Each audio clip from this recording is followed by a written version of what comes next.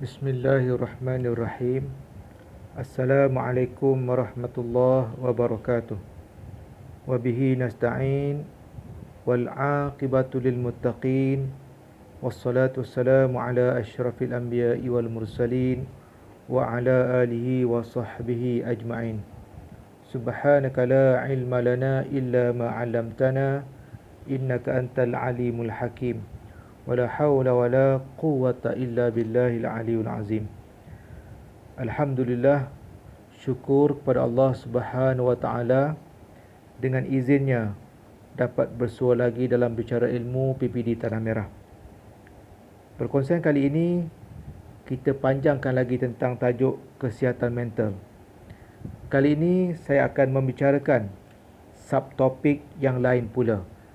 Pada pertemuan tajuk kesihatan mental sebelum ini, kepada jenis-jenis masalah kesihatan mental.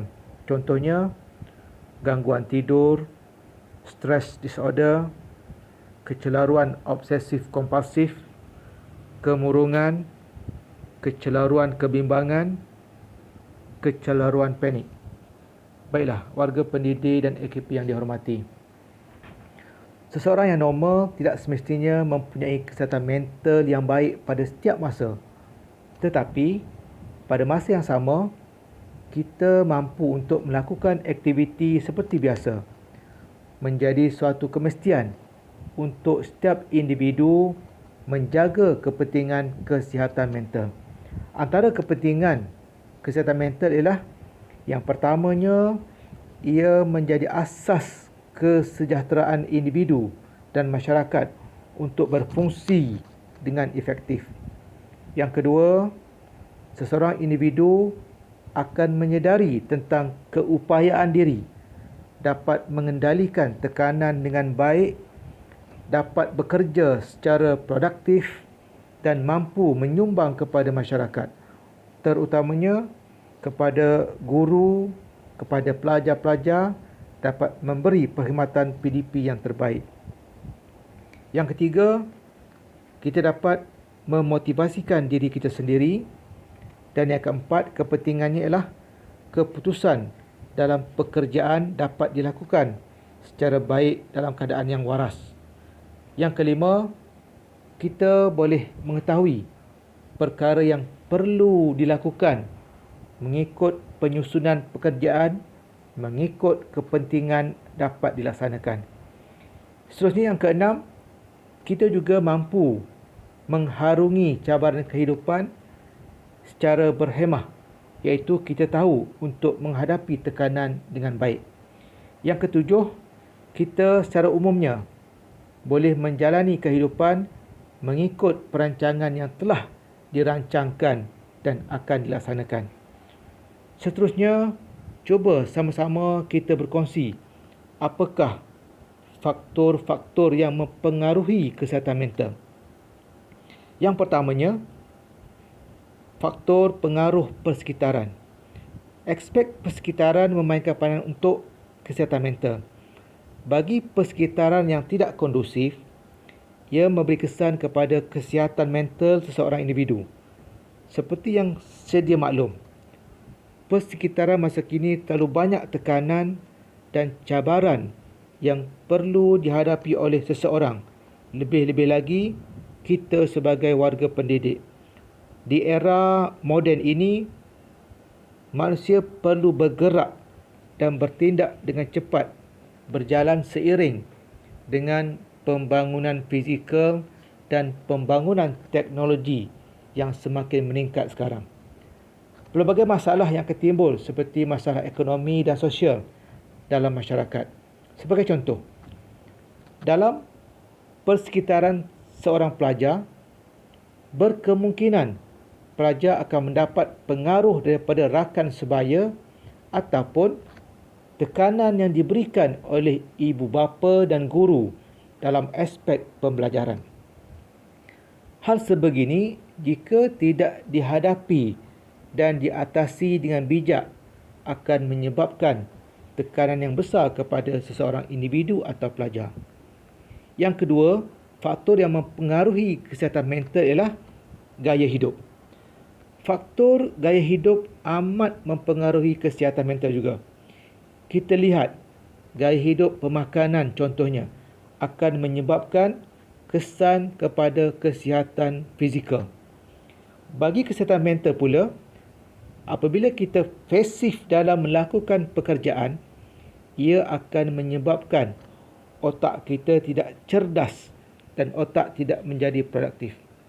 Yang ketiganya, tahap kesedaran.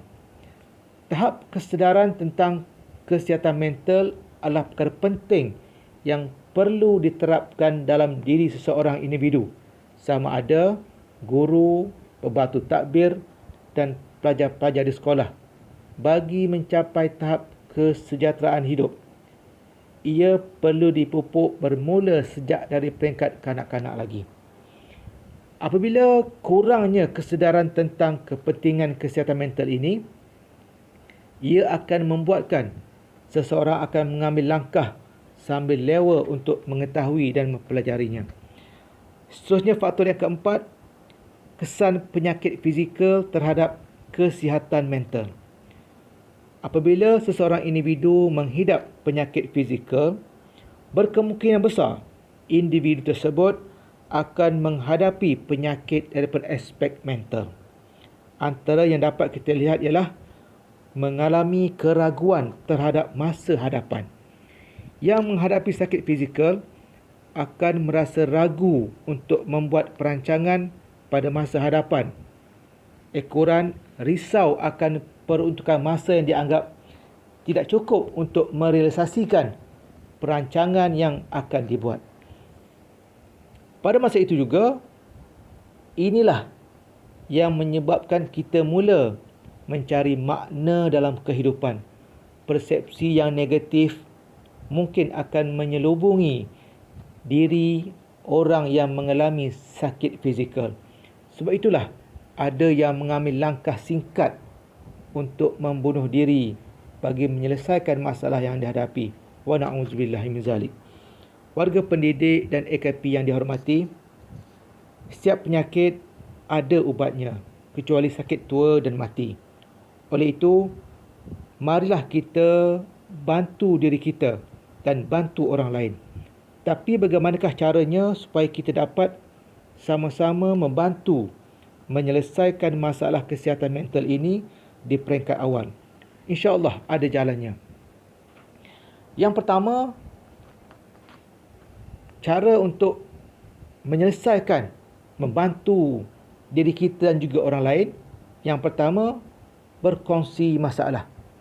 Carilah kawan, rakan, adik-beradik, guru, kaunselor untuk bercerita dan berkongsi masalah bersama. Ini juga satu langkah yang baik untuk mencapai kesihatan mental yang sejahtera. Dalam dunia ini, kita memerlukan seseorang untuk mendengar luahan diri kita. Hal ini untuk meringankan beban yang mungkin terpendam dalam hati. Dalam pemilihan kawan atau rakan, adalah baik untuk kita cari seseorang yang mampu untuk menjaga rahsia kita.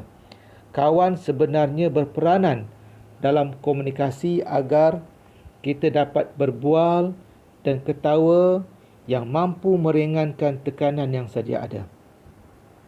Yang kedua, ketahui kemampuan diri kita. Perbanyakkan rehat sekiranya diperlukan. Cuba elakkan melakukan sesuatu kerja di luar jangkaan yang memang kita tidak mampu lakukan. Antara langkah yang perlu diambil ialah dengan berfikir secara positif pada diri sendiri. Aplikasikan dengan mengamalkan bercakap positif pada diri sendiri. Contohnya, ucapkan perkataan seperti saya akan, saya boleh, saya akan cuba, saya juara, saya disayangi, saya menarik dan banyak lagi perkataan-perkataan yang positif bagi meningkatkan keyakinan diri. Seterusnya, yang ketiga, kita amalkan senaman ataupun aktiviti-aktiviti yang boleh mengeluarkan peluh dan menghilangkan stres agar aktiviti ini kita lakukan boleh menyihatkan tubuh badan kita. Seterusnya yang keempat, amalkan pemakanan yang sihat. Tanya pada pakar pemakanan dan amalkan diet yang sihat bagi kesihatan fizikal dan mental kita. Seterusnya yang kelima, berjumpalah dengan doktor, jalani pemeriksaan kesihatan dan mengambil ubat-ubatan mengikut nasihat doktor bagi menunjukkan apabila kita ada simptom-simptom kesihatan mental yang perlu dirawat.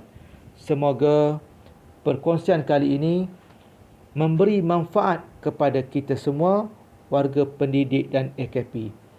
Biasakan yang betul dan betulkan yang biasa. Sekian. Wassalamualaikum warahmatullahi wabarakatuh.